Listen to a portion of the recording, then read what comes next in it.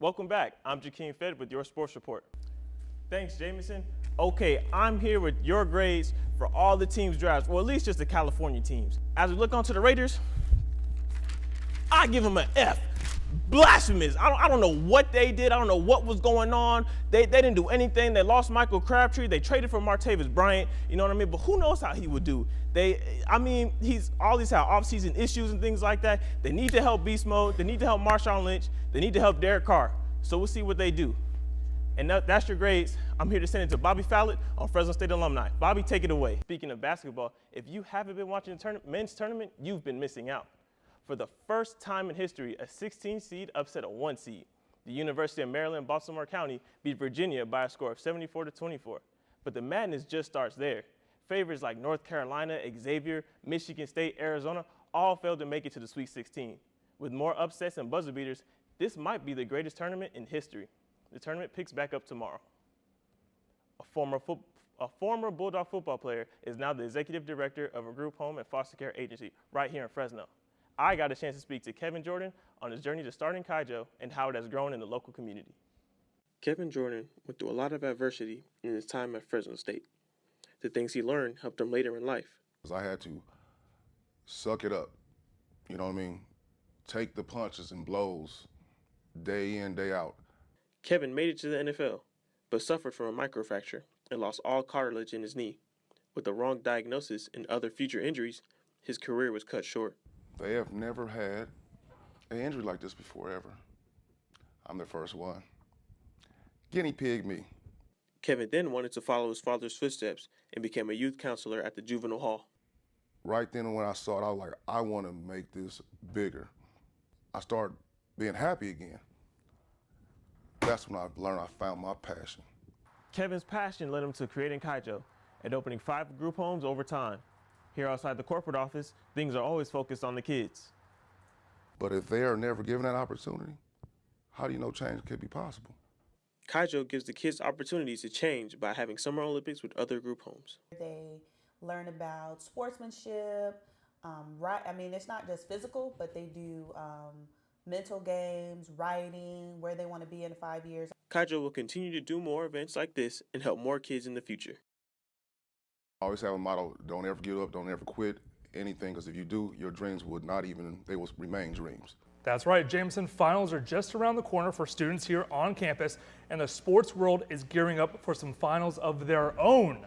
As we look at the NBA Finals, as they were saying, LeBron James is King James, doing King James things. He had a triple-double last night while only shooting 3 for 15 in the fourth quarter in overtime.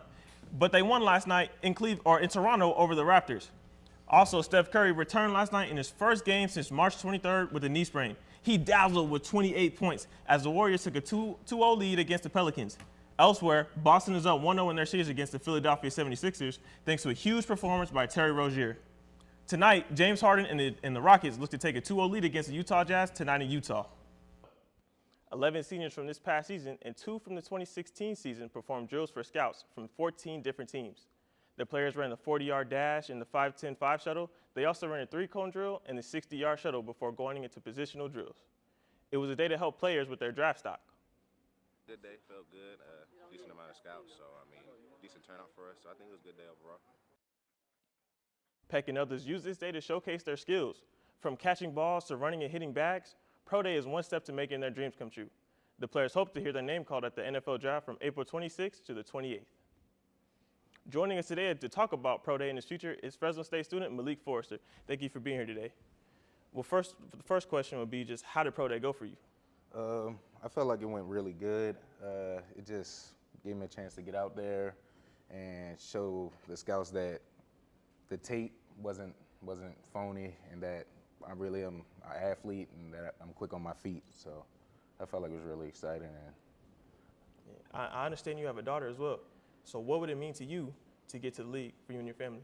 It'll mean a lot, One, just to say that from the school I went to and the high school I went to, not a lot of people go Division I. So the fact that I have a shot to make it into the NFL, it's a lot of people that would be proud of that, and I know that's something she could brag about. So how do you take that into your training? Like all the things that you went through before, how does that affect your training?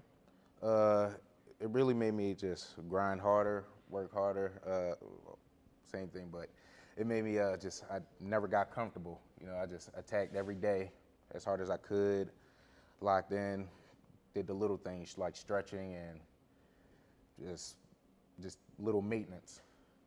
So what now for the future? What's your next steps? As of now, just wait till, hopefully I wait for a call. You know, hopefully I get a call, and when I do, approach it like I was approaching training. Just not get comfortable and attack the day. And real briefly, what team do you hope to get drafted by? I would say the Ravens, you know. Ravens? Yeah, just to go back home feels good. It would feel good. A lot of people would love that, so. I appreciate you being here. We've been talking to Malik Forrester, participant at Pro Day this year.